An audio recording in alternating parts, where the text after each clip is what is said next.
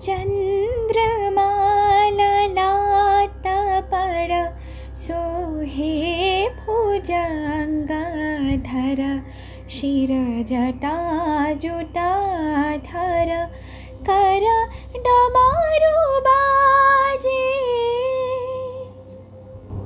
শিব হলো একটি নীতি, যেখান থেকে সব কিছুই এসেছে, সব কিছুই তাতে টিকে আছে এবং সব কিছুই এতে বিলীন হয়ে যায়। শিবই মহাকাশ, ইহাই চৈতন্য। এমন কোনো উপায় নেই যে আমরা যে কোনো সময় শিব থেকে আলাদা হয়ে যেতে পারি। শিবই হলেন সমগ্র সৃষ্টির সমষ্টি। তাই আজ মহাদেব শিবের আজ আমরা আরেক রূপ দর্শন করতেই চলেছি কল্পেশ্বর মহাদেবে।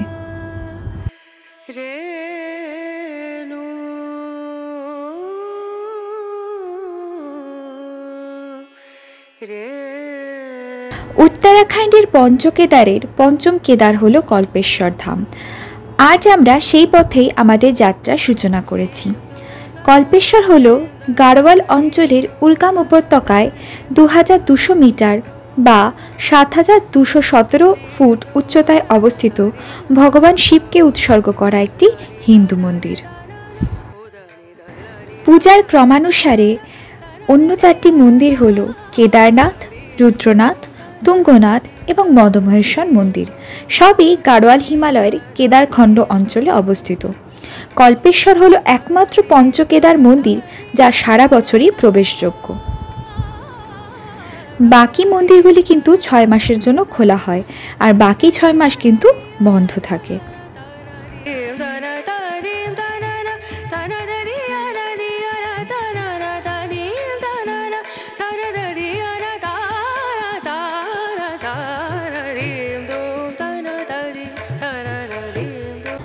কল্পেশ্বর মন্দিরে পৌঁছানোর জন্য ঋষিকেশ বদ্রীনাথ রোডের হেলাং নামক গ্রাম থেকে 12 কিলোমিটার হেঁটে যেতে হতো। তবে এখন তীর্থযাত্রীদের সুবিধার জন্য সম্পূর্ণটাই গাড়ির রাস্তা করে দেওয়া হয়েছে এবং রাস্তাটি দেবগ্রাম নামক গ্রাম পর্যন্ত চলে গিয়েছে। সেখান থেকে এখন মাত্র 300 মিটার হেঁটেই পৌঁছানো যায় মন্দিরে। হেলাং থেকে মন্দিরে পর্যন্ত যাওয়ার রাস্তাটি কিন্তু বেশ কঠিন, সকল গাড়ির জন্য তো উপযুক্তও নয়। দক্ষ চালক হলে তবেই এই পথে আসা সম্ভব। দেরাদুন থেকে এই জায়গাটির দূরত্ব 272 কিলোমিটার এবং ঋষিকেশ থেকে এর দূরত্ব 255 কিলোমিটার মতো।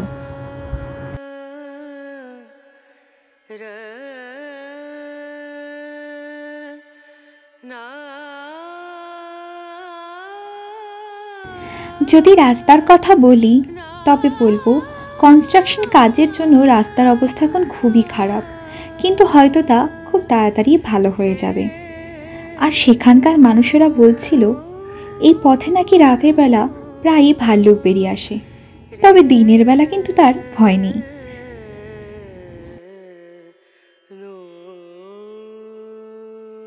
রাস্তাটি খারাপ হলেও আমাদের কিন্তু বেশ ভালোই লাগছিল, ভীষণই অ্যাডভেঞ্চারাস ছিল।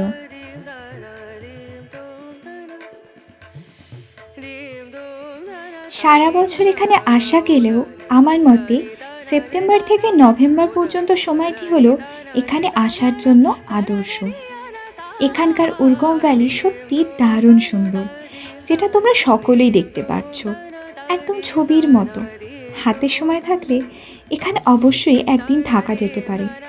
পাহাড়ের কোলে আলো ছায়ার খেলা, ঠান্ডা মিষ্টি বাতাস কঠিন পথকেও সহজ করে দিচ্ছিল।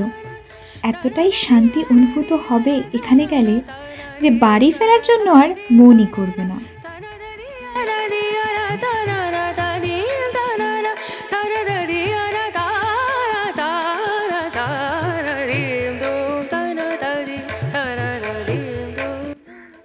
এখানে রাস্তা দুর্গম হলেও এখানে কিন্তু নেটওয়ার্কের কোনো রকম সমস্যার সম্মুখীন তোমাদের হতে হবে না।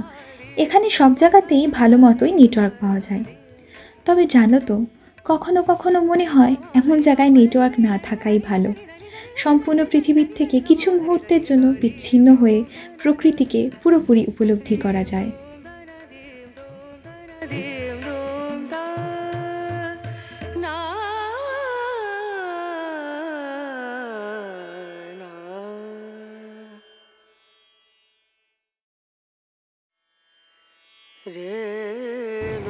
এই মন্দিরটি প্রাকৃতিকভাবেই তৈরি, ছোট একটি পাথরের মন্দির। এখানে ভগবান শিবের জটার আরাধনা করা হয়। শান্ত স্নিগ্ধ প্রকৃতি, ঝর্ণার কলতান এই স্থানটিকে আরও মোহময়ী করে তুলেছে। আর পাশ দিয়ে এখানে বয়ে চলেছে কল্পগঙ্গা নদী, যা হেলাঙের কাছে গিয়ে অলকনন্দার সাথে মিলিত হয়েছে।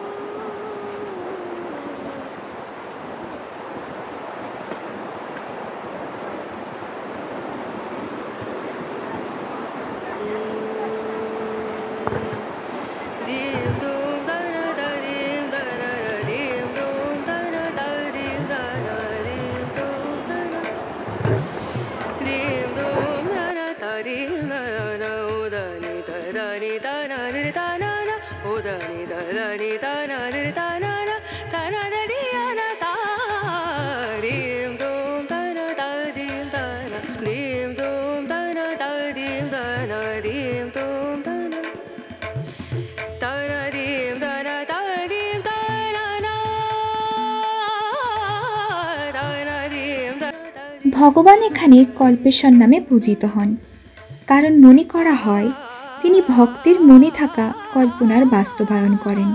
তাই এখানে ভক্তেরা ইচ্ছা পূরণের পরে অনেকেই ঘণ্টা বেঁধে যান।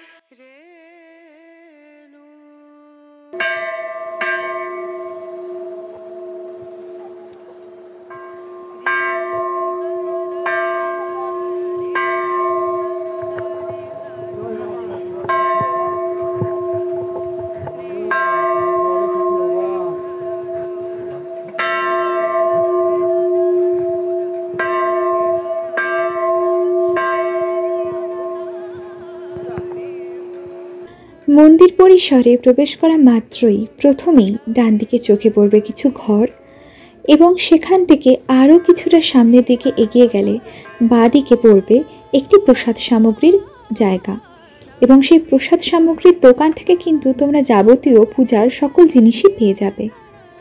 আর সত্যি কথা বলতে এখানে পূজা দেওয়ার জন্য তেমন কিছু কিন্তু প্রয়োজন পড়ে না, কিছু বনফুলই যথেষ্ট ভগবানের জন্য। ভগবান শিব পার্থিব বাসনা থেকে বিচ্ছিন্ন। ভগবান শিবকে সন্তুষ্ট করার জন্য একজন ব্যক্তিকে এটা অবশ্যই মনে রাখতে হবে যেন সে বস্তু এবং বিলাসের পেছনে না দৌড়ায়। তাকে সমস্ত মন হৃদয় দিয়েই সন্তুষ্ট করা যায়। নিজের যা কিছু রয়েছে আমরা যদি তাই নিয়ে খুশি থাকি, অতিরিক্ততার পিছনে যদি না দৌড়াই, তবেই কিন্তু ভগবানকে পাওয়া যেতে পারে। মন্দিরে গিয়ে সত্যি এত ভালো লাগছিল যে আমি তা হয়তো ভাষায় প্রকাশ করতেই পারবো না। মহাদেবের কৃপা আশীর্বাদ না থাকলে হয়তো এখানে যাওয়াই হতো না। আমরা কখনো ভাবিইনি যে হিমালয়ের কোলে এই রকম অনবদ্য অপূর্ব এক স্থলে দেবাদিদেবের এমন দর্শন হবে। মন্দির পরিসরে নন্দী মহারাজের সাথে সাথে তোমাদের গণেশজি, হনুমানজি, তার গদা, ধনুক, ত্রিশূল, মহাদেব পার্বতী মায়ের মন্দির প্রকৃতি দেখারও সুযোগ হবে। পাশে একটি কুণ্ডও আছে।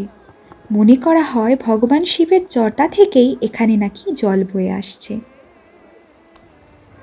এই সকল কিছুর চাক্ষুষ দর্শন করে সত্যি নিজেকে অনেক ভাগ্যবান মনে হচ্ছিল। তাই তোমরা কিন্তু অবশ্যই এখানে একবার গিয়ে ঘুরে আসতে পারো, খুবই ভালো লাগবে মহাদেবের দর্শন পেয়ে। এই যে তোমরা দেখতে পাচ্ছ সকলে লাইন দিয়ে পূজা দেওয়ার জন্য দাঁড়িয়ে রয়েছে এবং এর সামনেই রয়েছে আমাদের ভগবানের গর্ভগৃহ, যা ভীষণই সুন্দর।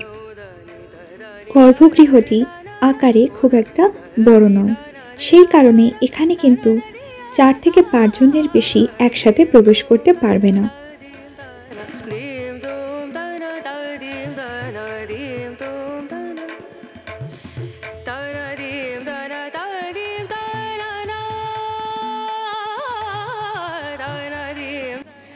তো এখানেই আমাদের কল্পেশ্বর মহাদেবের দর্শন শেষ হলো এবং সব শেষে ছোট্ট নন্দী মহারাজের সঙ্গে দেখা করে আমরা ফিরে চললাম বাড়ির পথে। আশা রাখছি আজকের এই ভিডিওটি তোমাদের সকলের ভালো লেগেছে। যদি সকলের ভালো লেগে থাকে তাহলে অবশ্যই একটি লাইক এবং কমেন্ট করে দিও, সাথে শেয়ারও করো। আর যারা সাবস্ক্রাইব করনি সাবস্ক্রাইব করে দিও এবং সবশেষে বলো হর হর মহাদেব।